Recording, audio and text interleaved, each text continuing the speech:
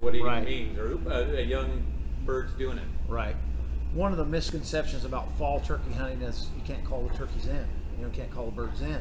That's why nobody hunts them, because turkeys aren't gobbling and you can't call them in. Well, that's false, big time, because you're going to hear more turkey sounds in the fall than you will in the springtime. You're way more awake. Because you're going to get big groups of turkeys, fall flocks where you have hens and jennies most of the time, and you're going to get 20 to 50, even more birds than that in a group. And so, man, they're constantly just talking, especially if they're spread out a little bit within a 20, 30 yard area. Man, they're back and forth, chattering back and forth at each other, so you can hear it. It's pretty loud. And then you get the lone Jake groups that are usually together. Sometimes early in the fall, the Jakes will still be with the fall flock with the hens and jennies. A jenny is, by the way, a 6-month-old or less hen, and a Jake is a 6-month-old or less gobbler. And then you'll have the fall gobbler flocks where it can range from 5 to 12 or more, depending on if you're hunting a good area or not, where there's a lot of turkeys. But they talk a lot. Like I was just telling you guys a minute ago, last year, there was a flock, there was probably 50 birds in the flock, and there was only 8 or 10 probably Jakes, but they were just going at them. They were gobbling like crazy. I gobbled 50 times at them, and it's because they were doing the same thing. So I was just matching them, going back and forth. And one of the things in the fall, there's several different techniques that you can do in the fall hunt. One of them is to break them up like we talked about. But here again, if you break them up in the area where you broke them up is really open, they'll just gather in an area right out in the middle somewhere where you can't get to them or they're too far away to shoot or whatever, But anyway, most of the young birds, they're really inquisitive. If they hear another bird somewhere else, if you start calling back at them, they'll start mimicking you. They'll come. They're really social birds, so they want to go back and forth and they want to get together. And so if there's other turkeys over there, and you're talking back and forth, they'll come. They'll come and see what's going on over there. But a lot of times, mama will shut them up or get them back over to where they're supposed to be or whatever. But fall flocks are really vocal when you can call to fall flocks. How do you call to them? Well, a lot of times I just match what they're doing. If they're yelping a lot, then I'll yelp back at them a lot. If they're putting a lot, put, then I'll put back at them, Try to maybe get even a little more aggressive, towards them. But in the fall, a lot of times you'll hear kiki runs, and the kiki is the young bird. It's kind of like a teenager where their voice isn't all fixed up yet, and so they're trying to do the yow, yow, but they can't. They go yow, yow, yow. So they're trying to do the yow, yow, but it starts out with key. And a lot of times I'll just key back and forth, and that will trigger sometimes a hen's response to it, because she's in charge of all the flock of her hens, her flock anyway. So when something's lost over there going key, that's a loss. Like, where you at? She wants to take charge and go, I'm over here. Right. And then now you've got this lost bird over here, and she's telling him to come to her, So it's just a communication that the birds do in the fall, and it's back and forth a lot. So what I do a lot is get in as close as I can to a fall flock. Most of the time the stuff I hunt is pretty open, like most of the areas around here, so I don't bust them up. But if I'll get in close, and then I'll just start matching, just start plucking at them or whatever until I get a response. If I can see them, I sneak around and get as close as I can, then I just start matching what they're doing until I get some of them interested in me. And when we start going back and forth, now you've got something happening. A lot of times they'll just break and come right to you. Then you got to worry about which one you're going to shoot, big ones, the small ones, or whatever, I always try to tell people, don't shoot the big hens in the fall, because that's usually the mamas. You shoot the mama, and a lot of times, the babies at that point in time are big enough to survive on their own, but they haven't been taught everything from their mom. There's some other things that they might need to learn from mama at that point in time that they won't get if you kill the mom. So it's better to leave her go and kill a young Jake. Huh? Young birds actually taste better. They do taste better. Actually, once they're all cooked and everything, I can't tell the difference between the young one and the old one. good to So me. once you fry them up, you can't hardly tell. But that's, you know, in the fall, that's how I communicate. A lot of times the biggest part is finding the birds, because I've went back year after year after year in areas where I kill birds in the spring, and there'll be birds in the spring in the same areas. A lot of times they'll be roosting in the same trees. You go back in the fall, not a turkey around.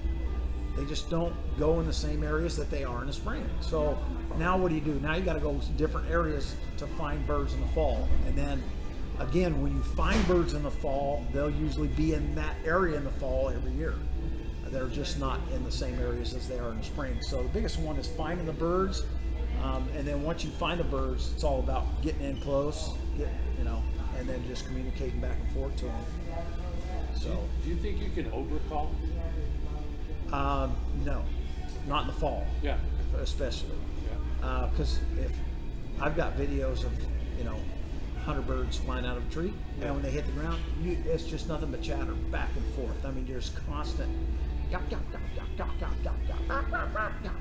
back and forth constantly.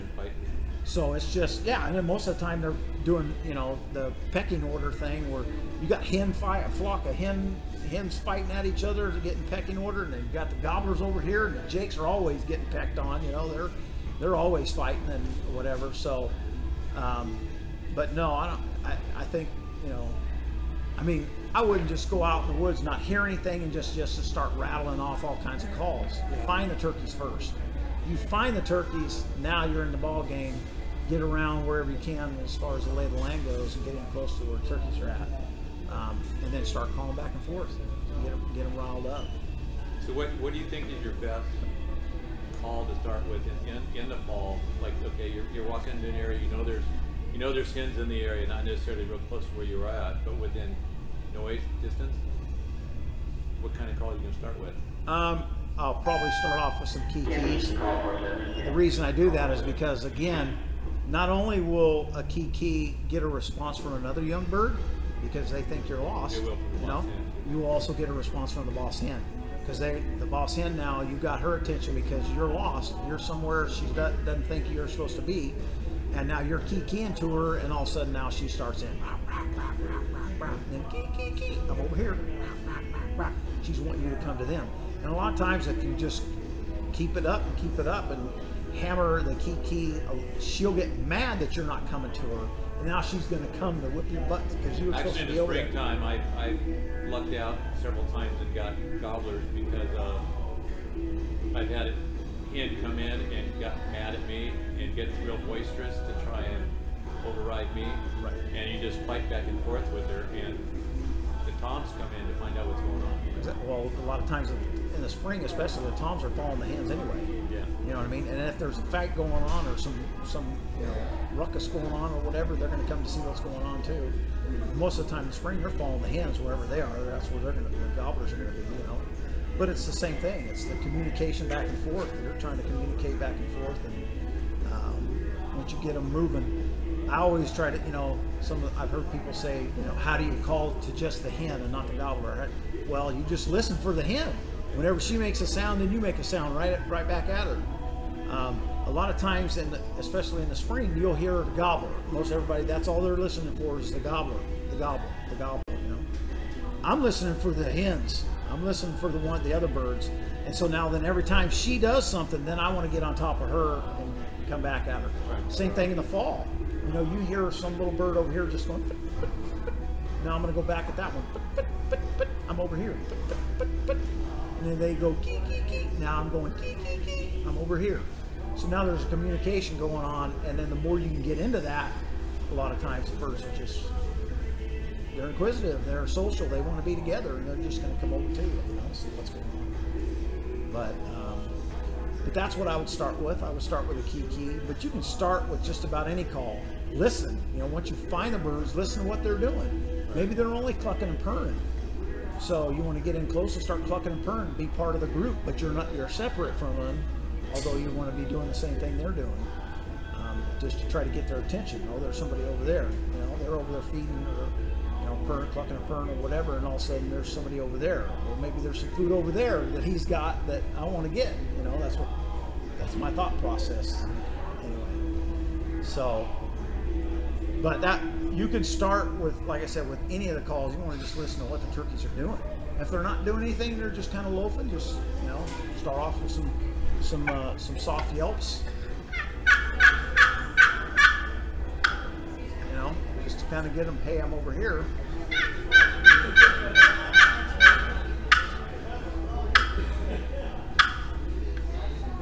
And then see what they do. If they start yelping back at it, then yelp back at them. And get that communication going. And usually, the way it's supposed to work, if you've ever seen wild birds, what they'll do is you'll have birds communicating between each other, but they won't step on top of each other. Like if you hear a hen over here going, rah, rah, rah, you won't hear another hen in the middle of that going, rah, rah, rah, rah. They're going to go, rah, rah, rah, and they're going to stop and listen, and then this one's going to go, rah, rah, rah. And then this one's going to stop and listen for this one to go, rah, rah, rah, rah, back. So they're communicating back and forth, and they're listening for each other's response every time. So when they go, rah, rah, rah, and you right on top of them go, rah, rah, rah, back at them, no, that's not the way it's supposed to be done. That's going to make her mad. That's why you jump on top of them, get a little more aggressive, get a little more louder, and go right back at her. Then you're not supposed to jump on her like that. Then she'll come right back at you and then jump right back on her again. So you're going back and forth like that. That's why they get mad, and that's why they come to whip your butt, because you're not supposed to be doing that. You're supposed to be communicating. I call over here, and then you answer back over here, and then I wait for the response for this one to come back. So being polite. Exactly. Exactly. One thing you just said earlier too, it really makes a lot of sense when I ever thought about it, but try not to shoot the boss hen or the big hen, because you got less chance possibly for the young ones not to survive. And really whine. I mean, it's not like, they're going to be a little bit heavier, you're going to get a little bit more meat, but why? I mean, you got a hen that's actually raising poults, because that's why they're together, because they're in groups of poults. That's the ones you want to keep. The ones that are raising the poults, leave that one go and shoot one of the smaller ones. Shoot a Jake or something like that, or a gobbler. Or whatever. That's another thing too, and I've mentioned to him. He yells at me if I shoot a Jake. In the fall. In the fall? Because I have so much fun and get so much of a thrill. I mean,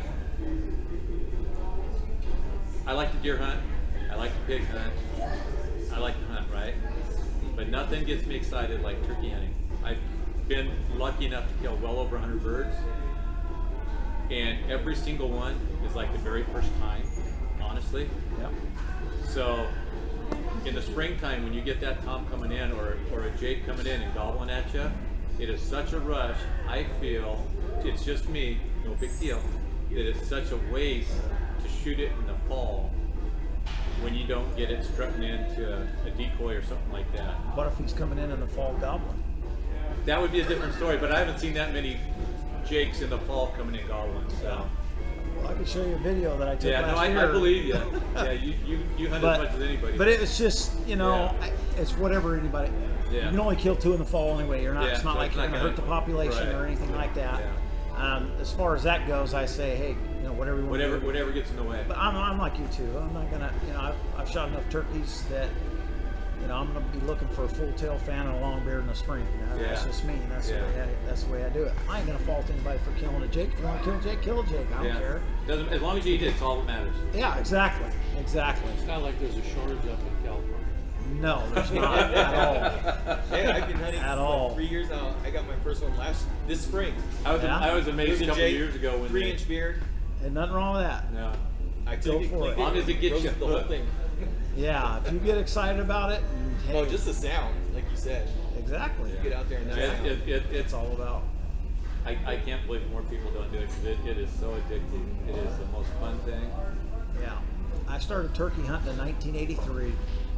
I called my first turkey in 1984. And there was nobody turkey hunting in 1984 around here. I mean, there's nobody. I didn't know anybody that turkey hunted. So I didn't know what I was doing. I bought a box call, and I got into the thickest stuff you ever seen in your life with a box call, And my cousin was with me. He was sitting over about 10 or 15 yards to my right. And in the middle, we'd spotted the turkeys. We saw some turkeys, so they were out gobbling probably 150 yards away.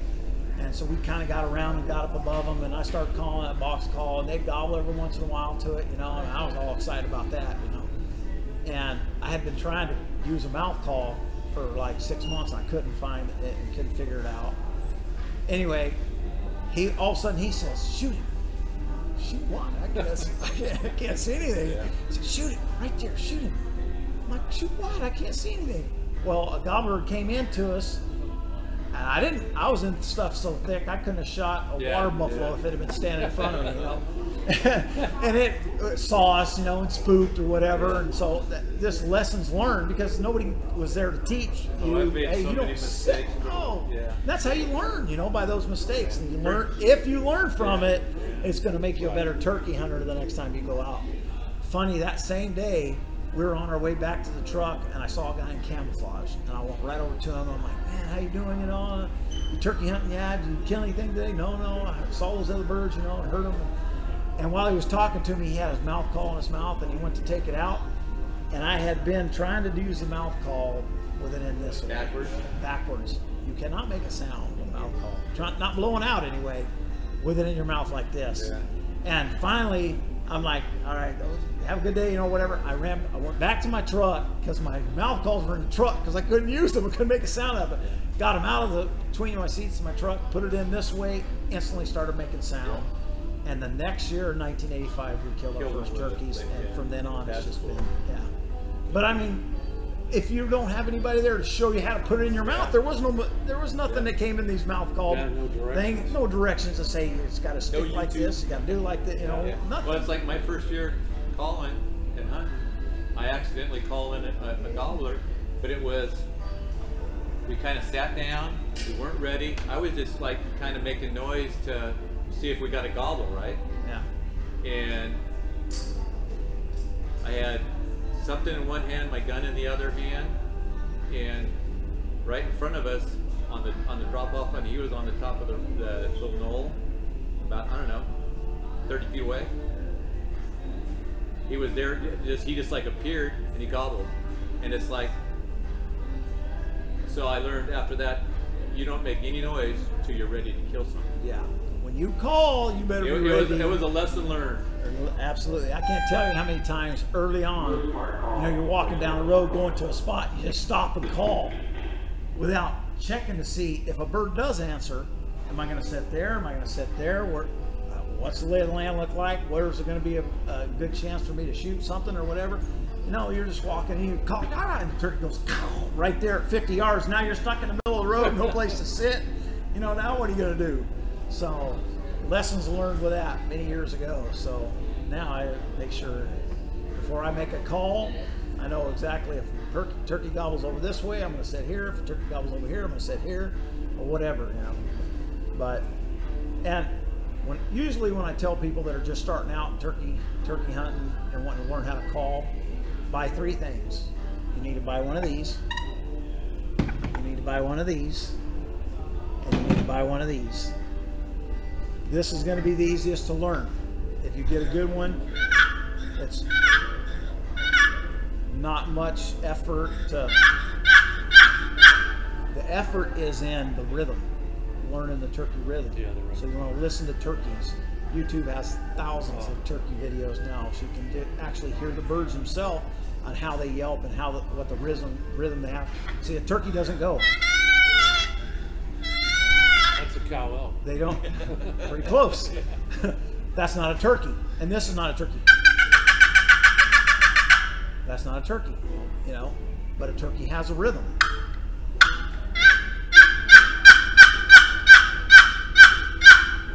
They just have that, okay? And if you learn that, take you 10 minutes on a good box call to learn how to do that. Slate call is the next easiest. Only reason it's a little bit harder now is because you got 2 different things you got to deal with, and the whole thing is mainly the angle of the peg. If the peg is too far over, it's not going to make sound. If it's too straight up, it doesn't make very good sound. But you get the right angle. Watch, I'm going to bring it up. That's the angle of the peg. Okay, so you just keep that angle. And I mean, I can teach kids in 5 minutes that once they figure out, oh, that's how you make the, oh, it's right there, there you go. And they can just go straight back and forth, but still close enough to kill turkey. I mean, just making turkey sounds. And then just learning how to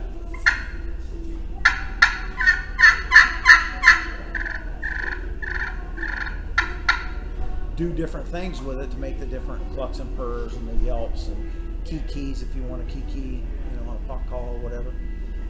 But it just takes a little bit more time. And then this is going to take you a while. Yeah. Okay? Just learning how it goes in your mouth, learning how much pressure to push up against it with your tongue, how you blow the air, making sure there's no air escaping all the way around, and making sure the air is blowing between your tongue, if this is your tongue, and the latex. That's where the air blows in there and vibrates the latex. That makes the sound. Biggest part is getting it in your mouth without gagging and your eyes watering. Yep. Just put it up in there. I would drive for hours driving, putting it in my mouth, taking it out. I put it on the side of my cheek so I can talk, but put it in, put it on my side of my cheek. Just so your mouth gets used to something being in there without swallowing. Because Yeah, your body wants to swallow, you know, that kind of stuff. Drove guys that were crazy learning how to do And then you overcome the gag reflex. And then you'll overcome the gag reflex just by putting it in there, taking it out. Putting it in there, your mouth gets used to it being in there. And then you start pushing your tongue up against it and blowing air. Just going, getting some kind of sound. And then the more you push against it, the higher the pitch goes. Sound like an elk. Yeah. But up in there, about halfway, there's your sound, your turkey. Yeah. And from that point, you just blow straight air and slowly bring your tongue down.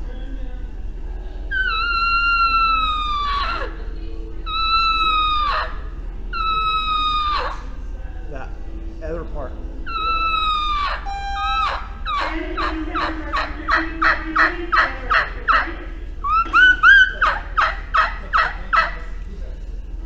But it's all getting used to it in your mouth, making sound. Once you start making sound, the biggest part is over. Then it's how to make the sound correct, how the turkeys, you know, sound, and the rhythm of the turkey and the whole thing, getting to use mouth call.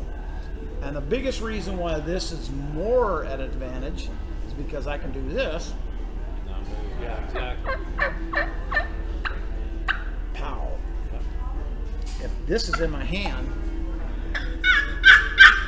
and he pokes his head up right there at 20 yards, and I'm stuck with this in my hand, I'm stuck. Right. I can't do nothing until he puts his head down and goes behind something where I can set it down and get my gun. Same thing with a pot call. If I'm in the middle of doing this, and he shows up somewhere unannounced, I'm stuck. I gotta wait there until he goes behind something so I can set it down. Now, as you get better with the mouth call, do you find yourself using the box or the pot call to a certain point, then you switch to the mouth call? Or are you just strictly doing mouth calls? No, I go back and forth. I've always got a mouth call in, always. I never turkey hunt without a mouth call in my mouth. It doesn't necessarily mean I'm using it all the time, but I always got it in. I've found, you know, I think a lot of times it's some of the turkeys respond better to different sounds. Like some turkeys like rasp more than they do a high-pitched sound. But if you could find what they respond to, then you got it. So the more things you have the ability to use in your arsenal, it's like having a tool belt with a bunch of different tools. The more tools I have in that tool belt to do my job, do whatever I need to do, the better off I'm going to be. So if I can use a box call and a pot call and a mouth call and a trumpet and a tube call and whatever else you can make, the more of those options that I have to make, I'm going to find something that's going to make that turkey gobble. A lot of times, depending on the area that I'm hunting, but a lot of mountain turkeys, I'll usually start with a box call.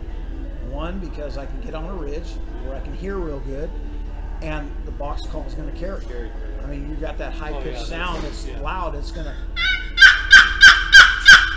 Yeah, there's a lot coming out of it. Yeah, there's a lot of noise coming out of that noise. And a turkey will gobble to it. And I've had turkeys where they would only gobble to the box. even when I got close and switched to the mouth call, they wouldn't gobble to the mouth call. They would only gobble to the box call. For whatever reason, I don't know. My theory is, I think there's some hens in the area that sound more like a box call maybe, or more like a pot call maybe.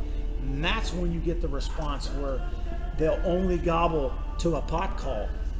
And you try something else and they don't really gobble much or not as hot, but every time you call on that pot call, they go right back at you and they're gobbling on top of you. Because I think it's imitating more of what one of the hens in that area sound. I think a gobbler is raised up in the flock.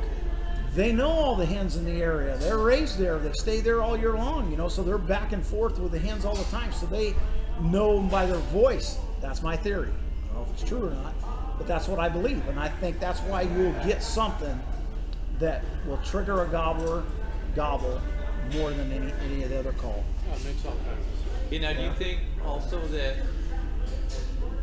if you screw up with one call, or you make a call that they know isn't one of their hens, that you should change the call? Is that kind of what you're saying? Yes. Like what I've noticed before is you can get a response from one call, and if you've used it for a few minutes and they won't come any further, if you change the call, a lot of times you can get them to come on in. Exactly. And not only will I change the call, I'll move in a different direction, you know, one way or another. Like it's a different hen coming from a different way. Okay. And usually the movement instantly will trigger, and a different call will instantly trigger. That's what I've tried doing. It seems to do 50% of the time works better, but Nothing works 100%. yeah. But it's just different things. These are little tools that you can learn that will help you the next time out. Well, hey, he's answering, but he's not coming.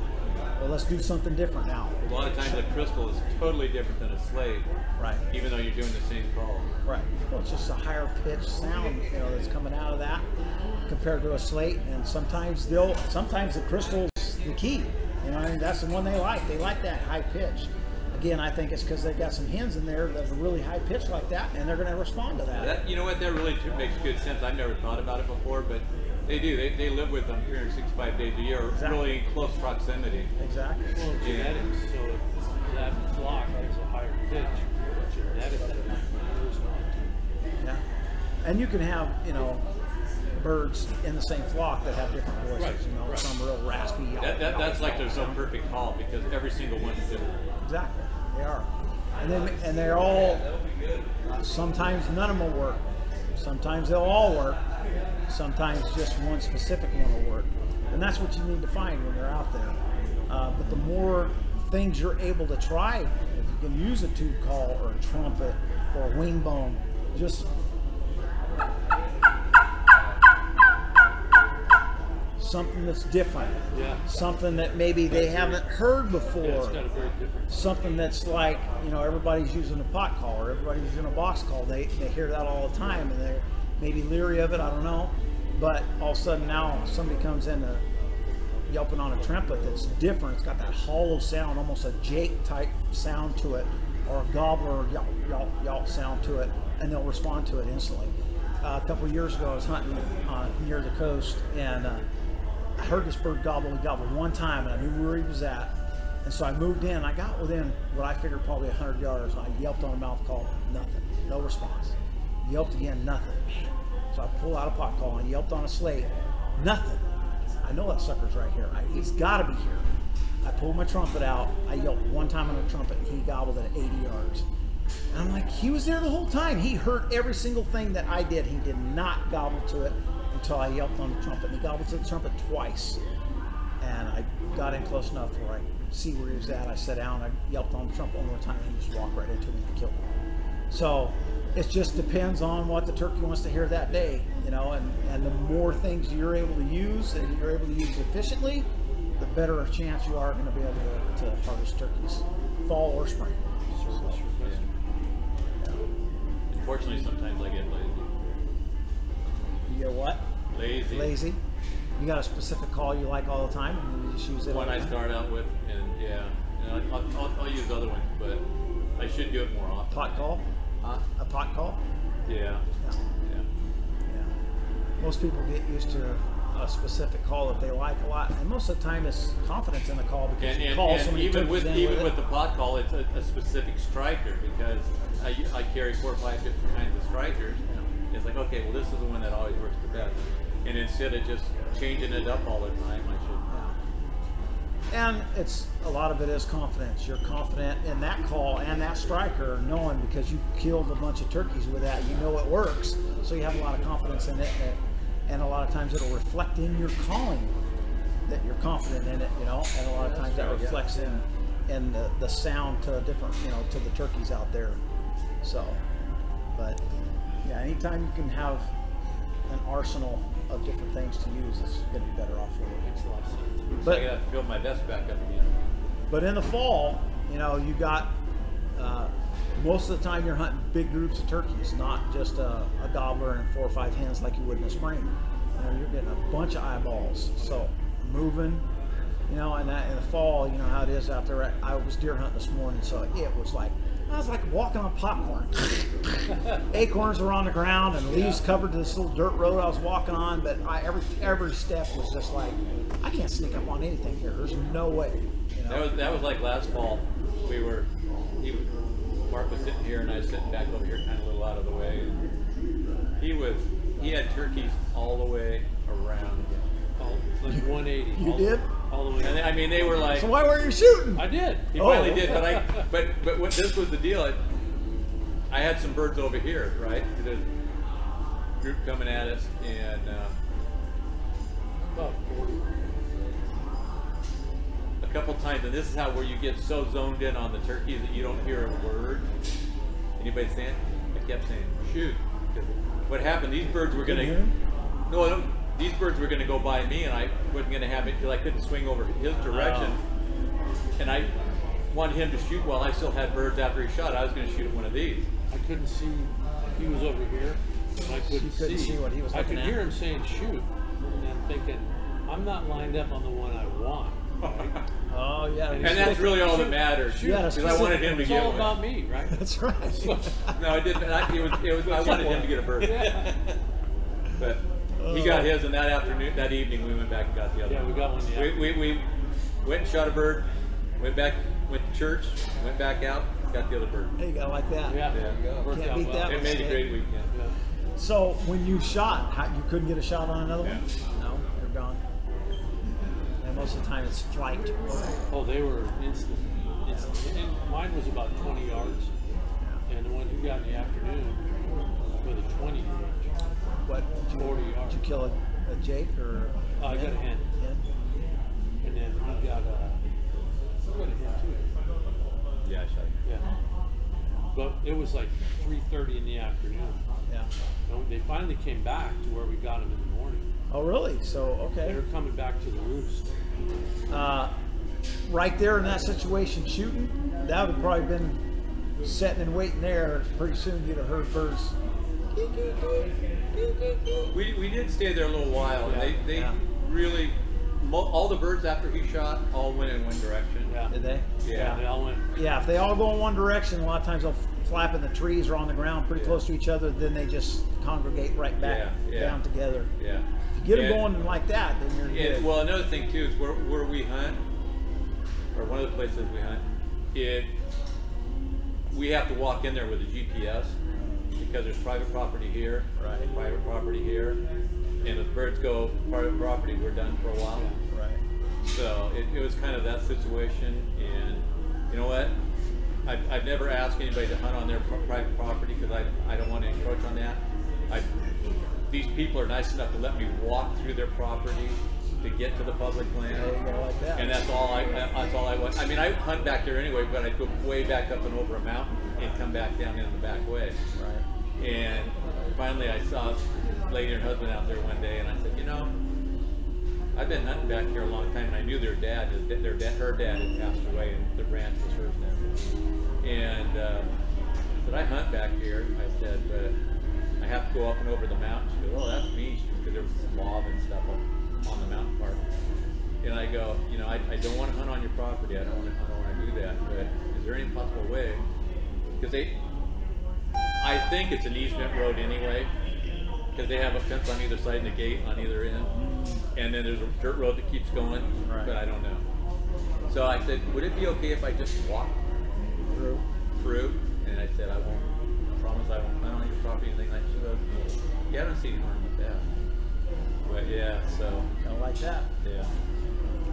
Easier access to the public land. But I don't want to upset the apple cart by Right. You want to cause problems. yeah. So. Because her husband does hunt once in a while. Oh, really? On their property there? Yeah. Joe, I noticed on your pot you have like one specific area where you can tell Yeah. you're out. Well, So do you scratch not it. utilize the whole surface, or do you just find that one sweet section on there? Well, because I make the pot and I know how it's made, Uh-huh. that's the area that I like to scratch on it. But you can scratch.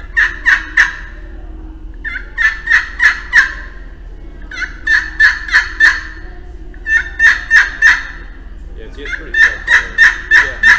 Yeah. Yeah. One of the things about the pot, on the closer you get to the edge, the higher pitch it's going to be, and then the more you get to the center, the more hollow, raspy sound you're going to get. So I start to get the high pitch, because usually in a yelp you're going to go yelp, yelp. You get that high pitch to begin with, and then yelp. So you get the high pitch, and then the yelp. And then I do like a real skinny football. Makes a sound going down, doesn't make any sound going up. You don't have to pick it up. Like, you don't have to hear that click. Yeah. You don't have to pick it up to do that. If you keep it on the surface, because it's going this way, it makes no sound. It makes a sound going that way. So, yeah, it's just in that one spot because that's the way I hold it. It doesn't have to be in that spot. It'll work all the way around. Your diaphragm calls, how many seasons can you get out of those before you should replace them? Depends on if you're an idiot. Yeah. Let them dry out and stick together. Yeah, or throw them on the dash or whatever. Most of the time, the way I tell people is mouth calls aren't very expensive. If you get a year out of them, you've done good. Get a Don't new leave one. them in scope Get a new one either. the next year. I tried leaving some in some scope, and they didn't do so well. You, The alcohol you in can. it? What you do is no alcohol. You can put it in the scope. Just drop it in for like 3 or 4 minutes. Take it out. Wash it off with tap water, and then pat it dry with a towel, and then put it away. Yeah. And a lot of times, I left mine in it. Yeah, It didn't no. work. No, the latex will soak up the moisture, and then that latex gets Stretches. loose, and then now you're good. What I'll do is put little tabs in between my Well, see, I top like that. That's a wing. cool idea. The What? air vent. Oh yeah, I sell these little packets for mouth calls. It's got air, so it'll dry out. Yeah. Because you don't want the mouth. These are little toothpick things that you buy to clean your teeth, and I just pop off the top of it, and that real wide spot goes on in between the top reed and the second reed. Whoops. It would if I could stick it in there. Yeah. But it goes in between there to keep it from sticking, and then you just pop that out, put it in your mouth, and it's ready to go. I had some of those green ones that they make, and Primo's made until I lost them all. And the what? Primo's made some of those, Oh, and I had some until I lost them all. Those are the placards. what? They call them placards in your Yeah. I think it is. Yeah, It's my got the wife- little brush-like Yeah, thing on see, the now left. you can get Yeah, well, you can have don't a use the bunch of brush part, you use the Yeah. flat part, and you stick it in underneath there like that, and that way they don't stick together. Because when they stick together, I mean, you can peel them apart, like if you blow out on a little bit. Usually what I'll do is if I don't have that in between there, on my way to the hunt in the morning, Just I'll soak put it it. in my mouth, Yeah, and that vibration kind of breaks up the deal. If you start pulling on it, you have a chance of maybe ripping, tearing one. So I do it all the time, to be honest with you, because if I tear one, I just make another one. Or I've got hundreds usually. But yeah, I'll usually put it in on my way to the turkey hunt in the morning, blow on it. washing machine's bad on them too. Oh, washing machine's not I good. leave them in my shirt pocket a lot of times, and Yeah. they're gone. Washing machine's not good. It's also a good idea to have some kind of a scratch pad to clean your slate or your glass. Usually with my glass calls that I sell with a little stone to scratch the surface of the glass or crystal, just to keep it clean. A lot of times, especially here, there's a lot of dew on the ground. You sit down, even if you just set it on the ground, some of the grass dew drops water on the top of the surface. And if it sits there and it soaks into the slate, you'll have a dead spot in that area where that drop was. If you wipe it off before it gets soaked in, you're okay. It ain't gonna hurt it. But So you'll have that dead spot forever after that. no, it'll dry out eventually, but at that point in time, once it soaks in, at that point in time, it'll be a dead spot. But yeah, once it dries out and the slate actually dries completely through again, it'll be fine. But and you don't want, I mean, most of the pots, all the pots that I make are out of wood, so you don't want wood sitting on water or anything. You don't want them getting wet. So you try to keep any kind of friction call or water is a no-no. Yeah. So you want to keep your box calls away from water and the slate calls away from water, pot calls. Can you put some kind of a lanyard on a pot call? I did for a guy that kept losing his striker. Yeah. Every year he'd lose 2 or 3 strikers. Hey, you got any more of those? He calls them sticks. Got any more of those sticks? I go, yeah, I got all kinds of sticks. He goes, man, I can't. So I said, I'm going to make you a pot call. So I drilled a hole in the side of the pot call before I glued the surface on. I put a little lanyard, tied a knot on the inside of it, and let it come out. Made a loop on it, drilled a hole through the striker, went through, tied a knot on it, so it's together. Yeah. Like If you lose this, you're gonna lose both pieces, because it ain't. You can't lose this without this. Like idiot mittens when I was a kid. Put those on. Make it idiot proof, you know. Yeah. Yeah. So, but I mean, you can do it. You can make it that way. Yeah. Most people. It doesn't affect the sound. I'm No. just thinking if I'm sitting there, right, it'd be easy if I got my gun there, and just let go of it. And it just hangs there. Yeah. Don't have to worry about hitting the ground. Oh, you mean hanging around your neck? Yeah. I've never tried to hang it around my neck. I don't know.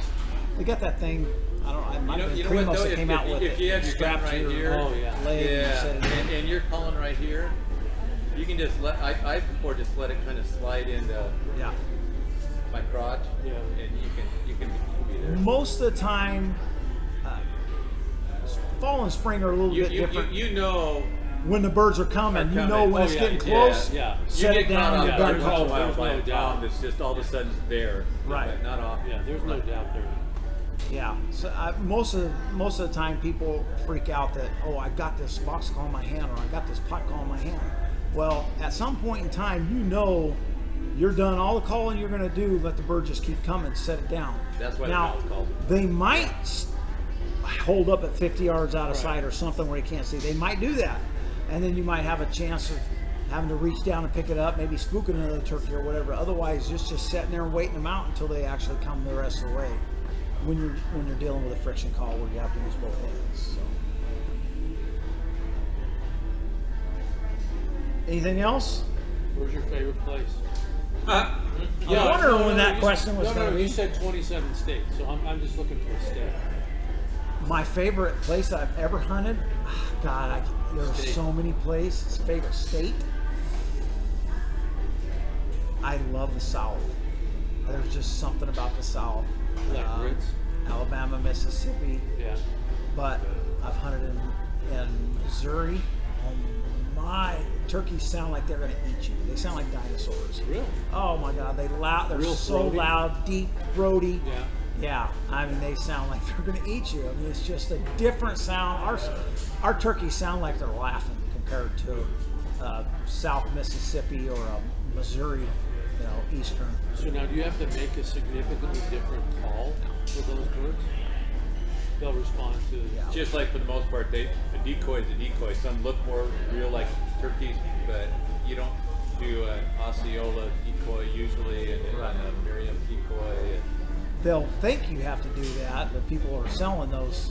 I've got a Gould's decoy here, or I've got a Merriam decoy. No, it's a hint, because you can, even in Merriam's, you're going to have darker tails or whatever. I mean, I killed an Eastern that had a real light tip color on the tip of his tail.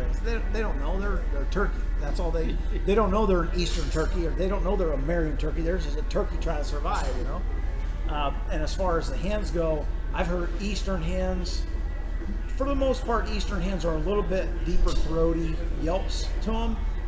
But I've heard high-pitched Eastern hens, and a lot of people say that the Rios and the Merriams have a peep when they're clucking. You know, that it's more of a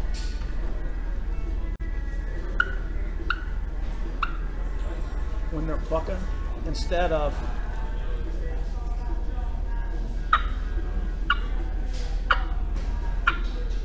So a little shorter than. Yeah.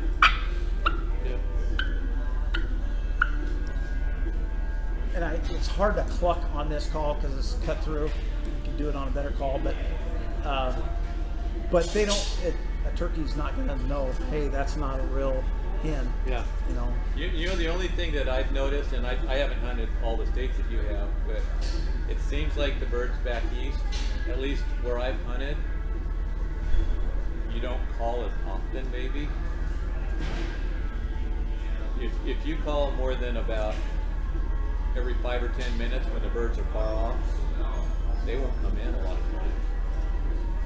I think a lot of it has to do with where you're hunting, the dynamics of the flock, what they're doing. How you get them fired up? What part of the breeding season they're at. I mean, there's a lot of different dynamics going on in the spring as far as that goes, I think. Here's what I do believe, though. If you get an Eastern turkey to gobble back at you, he's not coming. You get a Rio to gobble at you, it's because he can. He doesn't care. He gobbles just to say hi. Yeah, it doesn't matter. He'll gobble 100 times. Doesn't mean he's coming at all. He'll gobble at you walking away. Exactly. I've had him do it hundreds of times, you know. And just because a Rio or a Merriam turkey is gobbling, don't mean they're coming in, you know. They just like to gobble a lot. But an Eastern turkey, if I get an Eastern turkey to cut me off halfway, get ready, that sucker, he's coming. Because they don't gobble for no reason. When they gobble, they want some action. Yeah. So that's what. Anyway, that's the way I do it.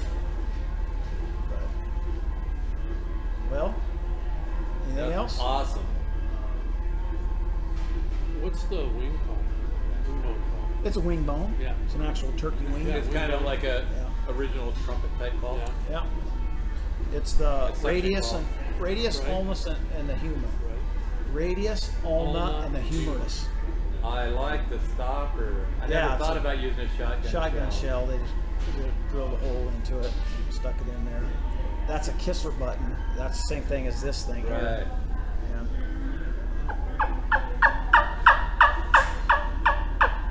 So it's got a deeper tone to Yeah. it. It's just a different sound. Yeah.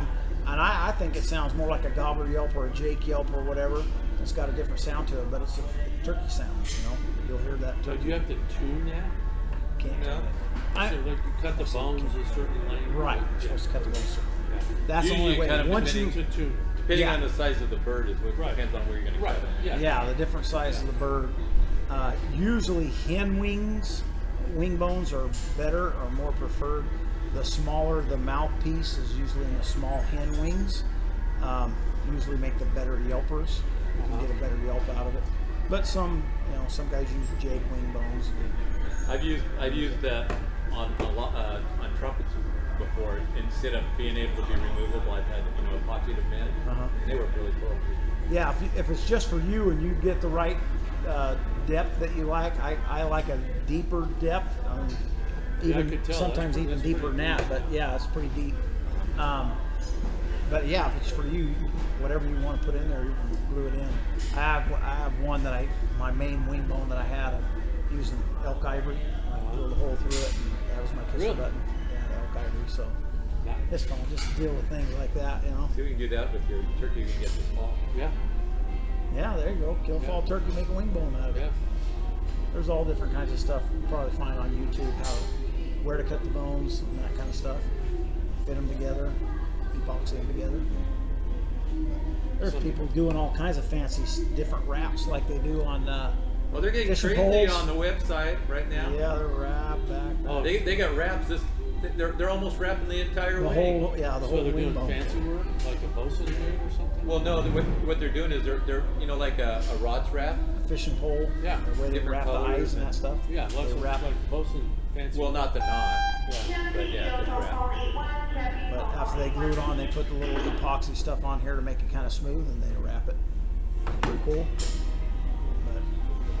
How many of those do you break before you make the first one? But actually, I haven't broke very many of them. Those you can do that. Yeah. Yeah, yeah, you can do it. Just epoxy and make sure you don't get epoxy in the inside the Yeah. bone. Yeah, exactly. And just real fine hacksaw blade to Yeah. cut them. Or maybe you can use it Good. round, maybe. Cutting disc on the ground. Yeah, oh, with a cut off wheels, you could do that. Yeah, Yeah. you could do that. Yeah.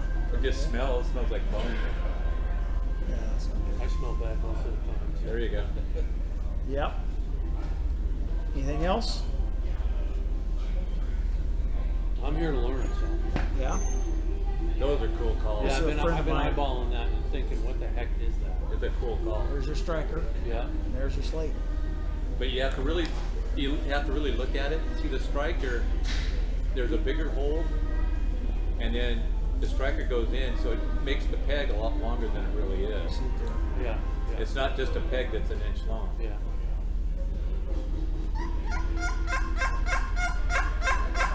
See, now again, that's a totally different sound. Yeah. That's, and every hen out in the woods not going to be the same, sound the same. It's a real That good style's been soft around for a call. while.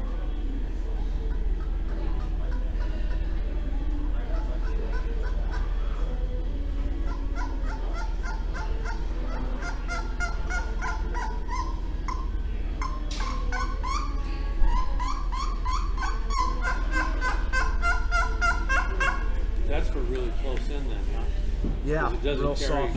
Yeah, it doesn't Yeah, it's not very loud. It's nowhere near as loud as a regular slate. Yeah. Wow. Yep. How many do you typically carry with you when you go out? 'Cause it looks like you got about 18,000 different. Yeah, I'll usually carry a slate call and a glass call, and I got 2 or 3 different strikers. I have one box call that I'll take. I'll take a trumpet. I'll take an owl hooter. I forgot my vest. My vest is in the truck.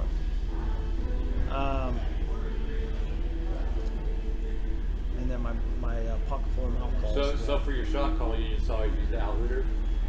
You don't use a Well, coyote or anything. I mean, to be honest with you, in California, you don't need shot gobbling with turkeys. No, you don't. But I Pitch just black wonder. dark, they're gobbling. you Yeah, know, I just. But yeah, when I'm out different states or whatever, I'll owl hoot. Especially if I hear some owls going on. You know? This last year I went to Washington and hunted Washington and Idaho, and I didn't realize Washington had barred owls, but they do. So does Idaho. I heard barred owls in both of them. So, but the turkeys, again, the turkeys were gobbling this dark. Yeah. Black dark. You know? 45 minutes from any kind of daylight. Yeah, in the they're sky. gobbling. They're gobbling. And once one gobbles, all their buddies are They letting them know usually they're start, out. pick up and start gobbling. There's one area that out of Santa Margarita that I hunt, and it's a lot of hills. And the people I stay with, their house is on one of the ridges, and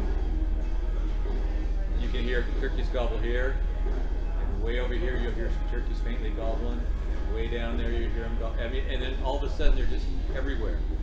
It's the coolest thing. Yeah, one of the funnest things I saw was I was hunting this cottonwood bottom one year in Texas, and when the turkeys started gobbling, they started gobbling way up here, and it was like, it was like a line. They were waiting their turn. Huh? Half a mile long. There was just a half a mile of this cottonwood bottom down this river bottom. Once the first ones up there started gobbling, then he would gobble to that, and that one, and that one, and it just went on and on. I was like, oh my gosh, this is crazy. Cool. There was probably 100 birds gobbling, but they could have been a half a mile apart, starting from one end all the way down to the other end. It was fun. But yeah, a lot of times, I mean, early in the mornings, I'll use the owl hooter, but usually during the day, I'll usually call it a crow call if I want to shot gobble a turkey, instead of calling at him. I'd rather shot gobble at a turkey once I get close to know exactly where he's at, because I usually, again, like we said earlier, I don't call until you're ready to shoot. You know, get into the position where you want to be before you make the call to start trying to kill a turkey. You know, if you're just walking through the woods calling, you could be having birds come at you at any point in time and not even know it. You know, if they're coming in silent. But if you can shock gobble one with a crow call or whatever, get him. A couple of years ago, I started using a Pelita woodpecker. Man, that'll make them gobble like crazy, absolutely like crazy. And they're just, there it is. Let's go get him. But that's always, you know, during the day. You know, early in the morning, you're only going to be. So it's more of a locator. It's more of a locator, yeah. Now, once they gobble and get their way away, now I know he's there. I want to be here. I'm going to get in there and get close or whatever and set up and then start using the turkey calls. So with all the states, you complete your Grand Slam? 3 Grand Slams and a Royal Slam. Went to Mexico. Oh, so you got it oscillated? Ghouls. Oh, gold. The world is with it. If you go down there, Huh? oscillated, right? The world is the oscillated and the Royal. Yeah. Tell you what, goulds are big. They are big. I Big never had bone. any conception how big they were. It's like turkeys are turkeys, but no, goulds are just giants. It's so weird. Tail size. Like I put my ghoul's tail up against any eastern tail or whatever, and it's that much bigger all the way around. And he was just a 2-year-old bird. And their feet, oh my God, their feet are ginormous compared to a regular turkey. I mean, like each toe is bigger around than my thumb. You know, just massive feet. They're big birds. Yeah, big bone. They don't have a lot of beard. You know, very few have very good spurs at all, if any. The group that I went with, gosh, that was 95 or 96 or something like that. And we all killed Gould's turkeys. One of the guys killed one with inch spurs, which you don't get Gould's turkeys with inch spurs. You know, mine had a little bitty 1/4 inch nub on one side, nothing on the other. It's because of the rocks. He was a and all that, 2-year-old isn't with a full fan and 9.5 inch beard. Huh? Is it because of more of the rocks and different? It could be some rocks, but I think it's mostly genetics. They just don't have the spurs. Big passive bird. Yeah. What's in the back? Tell you what, those Florida birds seem to have big old daggers. Yeah, those Osceolas, They're like needles. they'll hurt They're like needles. you. They can Well, get the oscillators are the ones that have the big old long needle ones. Yeah. Yeah, those are 2 But inch. but and a 1/4 the inch. Osceolas have pretty long spurs too. Yeah. What's hiding in the back? Huh? What's hiding in the back? Nothing. Just Like something, carrying it? something to carry my stuff in. It matches his pants. Yeah, I was deer hunting this morning. I thought I'm just going to change my shirt. I'm not going to change my pants. Kept the. I tell you what, a couple years ago I hunted in Wisconsin. Oh, that right there, Limitic. First day in Wisconsin, first hunt. 10 minutes into the hunt, I had 20 ticks on me. Oh, 20. Oregon's crawling bad for ticks. Everywhere. I'm like, I ain't doing this. Forget that. And the guy that I was with, Shane Simpson, he was like, man, a Limitic's the only way to go. He had Limitic pants on and shirt. And I'm like, well, I don't have one of those, so let's do something. So we went and got some permethrin, I think is what it's called. Went to Walmart, sprayed all the clothes I had. Didn't have any problems after that, but you know, we don't deal with any ticks here in California. Not like that. I mean, every once in a while during deer season, you might get one on you, maybe. Yeah, we found a bunch up. We were hunting up around Roseburg, and we had to go get the same that pyrethrum stuff and spray our clothes in. Yeah, so is that something that's impregnated in the fabric? it's in the fabric. Yeah, It's like a hemp material. Yeah. yeah. And they won't. I'm like, I wouldn't hunt if I didn't have anything to take those ticks, you know, to keep those ticks away. Sawyer's makes It was it. bad. I don't think you can buy it in California. What? The pyrethrum or whatever that stuff Permethrin? is. Permethrin? Yeah, I think you can get it at Walmart. Can you? Yeah, I think so. I didn't think you could get it in California. Yeah, we went to Walmart when we were there in Wisconsin and bought it, but I think you can get it here. I haven't looked, but yeah, I brought Yeah, some. Sawyer's ticks makes it. stuff. It's good stuff. Ticks and leeches. No time. No, thank you, huh? No. Forget that. Yeah.